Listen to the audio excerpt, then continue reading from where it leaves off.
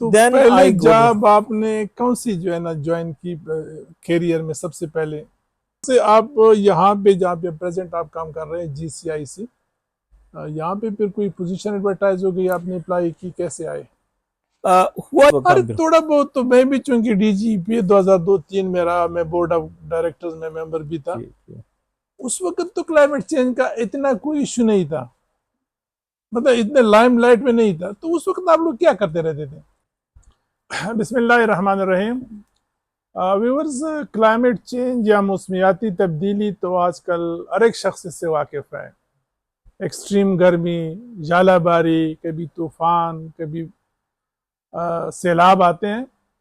लेकिन कुछ लोग इसको बड़ी बारीक से देखते हैं, साइंटिस्ट उसको देखते हैं, कायनात में क्या हो रहा है, कौन से पैरामीटर ऊपर नीचे जा रहे हैं, और वो इसका बाकायदा सदियों पीछे भी देखते हैं, आगे भी देखते हैं, मॉडलिंग करते हैं, प्रिडिक्शन करते हैं। पाकिस्तान में जो मुख्तलिफ यूँ तो यूनिवर्सिटियाँ, हर जगह पे क्लाइमेट चेंज पे थोड़ा बहुत काम होता है, लेकिन जिस पूरे प्रोसेस का जो इंजन है, वो इंजन पाकिस्तान में global climate impact study centre है इस्लामाबाद में। और हमारी खुशकिस्मती है कि आज हम उस इंजन का जो पायलट है, एक बहुत ही कॉम्पिटेंट साइंटिस्ट है, आरिफ गोहीर साहब। आज हमें वो आया है, तो आए ज़रा उनसे मिलते हैं। आरिफ साहब, थैंक यू वेरी मच। मुझे पता है आप बहुत बिजी हैं और आपने टाइम दे दिया। तो थोड़ा सा टफ सब्जेक्ट की तरफ जाने से पहले ज़रा मेहमानों से तारुफ कराएं कि आप कहाँ से बिलोंग करते हैं, अर्ली एजुकेशन वगैरह कहाँ पे हुई, और आगे फिर किस तरह यहाँ तक पहुँचे। बहुत शुक्रिया आपका, आपने इस अदारे के बारे में ये प्रोग्राम करने के लिए जो है वो इसका इंतखाब किया। मेरा नाम आरिफ गोहीर है और मैं एग्जीक्यूटिव डायरेक्टर हूँ इस अदारे का, global climate change impact studies centre, जो कि 2002 में डॉक्टर इशफाक मरहूम ने after retirement from atomic energy commission ये जी अदारा बनाया। ऑनेस्टली स्पीकिंग उस वक्त क्लाइमेट चेंज के बारे में कोई नहीं जानता जी था। जी मेरा ताल्लुक फैसलाबाद से है। जी मेरे वालिद साहब अयूब एग्रीकल्चर रिसर्च इंस्टीट्यूट में स्टैटिस्टिशियन थे, हेड ऑफ द डिपार्टमेंट थे।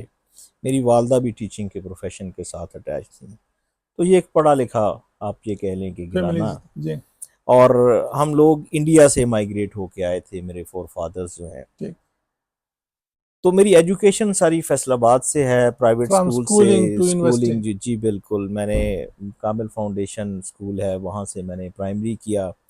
उसके बाद मेरे वालिद साहब का ख्याल था कि मैं ऐसे गवर्नमेंट के MC हाई स्कूल में डालूं, लेकिन मेरी वालदा कहने लगी कि हम इसको DPS में पढ़ाएंगे। तो डिविजनल पब्लिक स्कूल फैसलाबाद, उसका मैंने वो टेस्ट क्लियर किया। तो then I got admitted over there. वहाँ से मैंने मैट्रिकुलेशन किया और मैट्रिकुलेशन के बाद जो मशहूर कॉलेज आपने सुना होगा, गवर्नमेंट कॉलेज धोबी घाट, जो इस जी वक्त गवर्नमेंट कॉलेज यूनिवर्सिटी बन चुका है, वहाँ ठीक से मैंने FSC किया। और उसके बाद फिर मैं एग्रीकल्चर यूनिवर्सिटी में चला गया, एग्रीकल्चर यूनिवर्सिटी फैसलाबाद में। ठीक। वहाँ से मैंने एग्रोनॉमी में मैंने डिग्री हासिल की। और उसके बाद उस दौर में कोई गवर्नमेंट जॉब का, वाल्दो मेरे father my mother both were in the government job, लेकिन कोई चांसेस आगे नज़र नहीं आ रहे थे। And I always wanted to pick my path at my own. तो मैंने अपने वालिद साहब से कहा कि मैंने किसी वही फर्टिलाइज़र के और वाटर के ट्रायल बार बार नहीं लगाने। उन्होंने कहा कुछ जी जो करना है है ठीक है, जिंदगी कुछ में। करना है, कुछ करना है, कोई इम्पैक्ट को छोड़ना चाहिए। उन्होंने फरमाया कि you are at your liberty. तो देन पहले आई गो जॉब आपने कौन सी जो है ना ज्वाइन की कैरियर में सबसे पहले? मैं उस वक्त मास्टर्स कर रहा था। तो मुझे ऑफर हो गई, एक कंपनी थी एग्रीवो के नाम से, एग्रीकल्चर रेवोल्यूशन के नाम से ये। उसके अंदर मैं एज ए ट्रेनी के तौर पे चला गया, मोटरसाइकिल के ऊपर फार्मर एडवाइजरीज जो थी उनको देनी अच्छा शुरू की, ठीक। In the areas of Sahiwal और इसके एडजॉइनिंग एरियाज में। वहाँ पे मैंने कोई 8 एक महीने काम किया। Then I was picked up by ICA agrochemicals, वहाँ पे मैं टेरिटरी मैनेजर बन गया। ICI में कितने साल रहे? ICA में मैंने तकरीबन 2.5 पौने 3 साल काम किया जी। और ICI से फिर आप यहाँ भी आए? जी ये इट वाज अनदर टर्न, बड़ा लैंडमार्क टर्न मैं ये कहूँगा। अच्छा। मैं one of the achievers in my whole career जी। इन आईसीआई, फार्मर एडवाइजरीज देना, पूरी टेरिटरी को मैनेजमेंट करना, इनफैक्ट कॉटन का पूरा इलाका बहावलपुर से लेकर भावलनगर के दरमियान में, तो उसको देखना। लेकिन समहाउ आई रियलाइज्ड कि जो इम्पोर्टेंट सेगमेंट है क्लाइमेट वेरिएबिलिटी का, दैट इज मिसिंग। अच्छा। फार्मर पैदावार हो जाए तो मार्केट में उसका कोई ग्राहक नहीं है, उसको रेट नहीं मिलता, जैसे आजकल वीट की सूरत हाल है। हम्म। अगर पैदावार ना हो तो वो कहता है कि अल्लाह की मर्जी, मौसम ने साथ नहीं दिया। ठीक। तो ये मौसम का जो साथ है, उस वक्त मैंने ये बड़ा सोचा कि मैंने कहा अल्लाह ताला की ज़ात तो कुरान मजीद फुरकान हमीद में ये बात फरमाती है कि इनको समझो, इन चीज़ों सोचो को समझो। सोचो, विचार करो। तो ये climate variability is an unaddressed issue. ठीक है। Then I reverted to my university, agriculture university में गया, वहाँ पे जाके मैंने बात की कि भाई ये इस इशू के ऊपर तो कोई चीज़ है ही नहीं ऐसी। हम्म। उस वक्त उन्होंने कहा जी हमारे पास ऐसा कोई डिसिप्लिन भी नहीं है जो क्लाइमेटोलॉजी और एग्रीकल्चर के नेक्सस को देखे। इस ठीक। वक्त ऑनेस्टली स्पीकिंग, उस वक्त के डीन और उस वक्त के जो वाइस चांसलर साहब थे, उनके साथ फिर बातचीत के बाद ये हुआ कि एक एग्रो क्लाइमेटोलॉजी लैब बनाई जाए। ठीक। तो फैसलाबाद एग्रीकल्चर यूनिवर्सिटी में एग्रो क्लाइमेटोलॉजी लैब जो है वो बनाई। हम में से किसी को कुछ नहीं पता था कि क्रॉप मॉडलिंग क्या होती है, क्लाइमेट सिमुलेशंस कैसे होती हैं। वो लैब जब इस्टेब्लिश की तो डॉक्टर आबिद साहब was my my mentor at that time. उन्होंने कहा यार कि ये जो हमारे एग्रोनॉमी के लोग मोस्टली ये समझते हैं कि फसल लगा दी तो एंड पे जाके यील्ड और यील्ड कंपोनेंट्स पे डाटा ले लिया। Agronomist should be beyond that.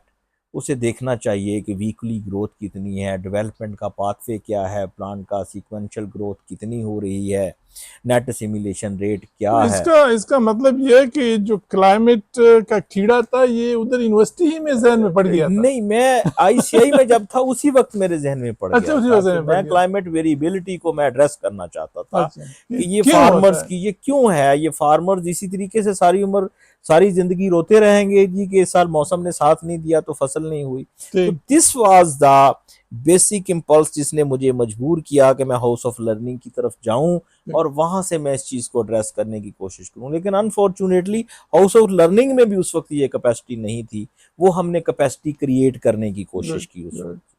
चले आगे चलते हैं ना। तो फिर वहां से आप यहाँ पे जहाँ पे प्रेजेंट आप काम कर रहे हैं जीसीआईसी, यहाँ पे फिर कोई पोजीशन एडवर्टाइज हो गई, आपने अप्लाई की, कैसे आए? हुआ यूं कि जब ये अदारा मीन टाइम बन गया और उधर से एग्रो क्लाइमेटोलॉजी लैब बन गई, अच्छा।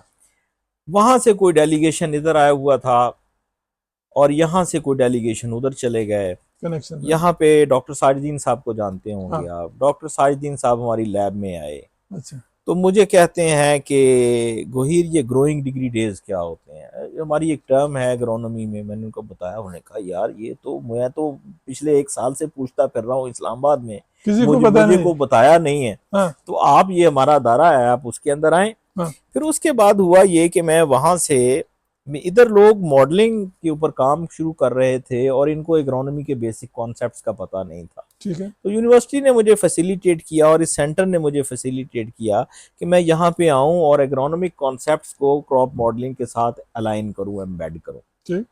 तो मैंने इस तरीके से आना शुरू कर दिया। फिर एक दिन मुझे डॉक्टर इशफाक साहब के ऑफिस से फ़ोन आया कि गोहीर को इस्लामाबाद में बुलाया जाए, गोहीर को बात करनी है।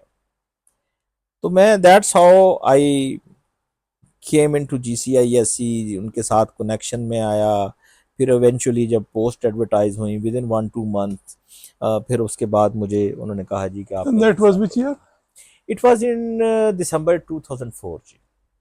तो ये सेंटर 2002 में स्टैब्लिश हुआ था। 2002 में इट एस्टेब्लिश मींस हुआ था इसका बिल्कुल अभी जी, बिल्कुल अभी अर्ली स्टेजेस थे। जी एग्जैक्टली उस वक्त अरे हम थोड़ा बहुत तो मैं भी, चूंकि डीजीपी 2002-3 में रहा, मैं बोर्ड ऑफ डायरेक्टर्स में मेंबर भी था। जी, जी। उस वक्त तो क्लाइमेट चेंज का इतना कोई इशू नहीं था, मतलब इतने लाइमलाइट में नहीं था। तो उस वक्त आप लोग क्या करते रहते थे? देखिए लाइमलाइट अगर कहते हैं ना कि अगर इसको टॉक ऑफ द टाउन बनाया है तो वो जीसीआईएससी ने ही बनाया है। अच्छा। डॉक्टर इशफाक ने जब ये एनविजन किया कि फ्यूचर में बेसिकली उनके नज़दीक जो इम्पल्स थी वो 1999 से 2001 का ड्राउट था, अच्छा, जो वो देख रहे थे कि this is a creating a havoc. ठीक। इससे पहले फ्लड्स भी आते रहे थे, तो उन्होंने रिटायरमेंट के बाद सोचा कि मैं अदारा ऐसा बनाऊं जो क्लाइमेट चेंज पे रिसर्च करे। ठीक।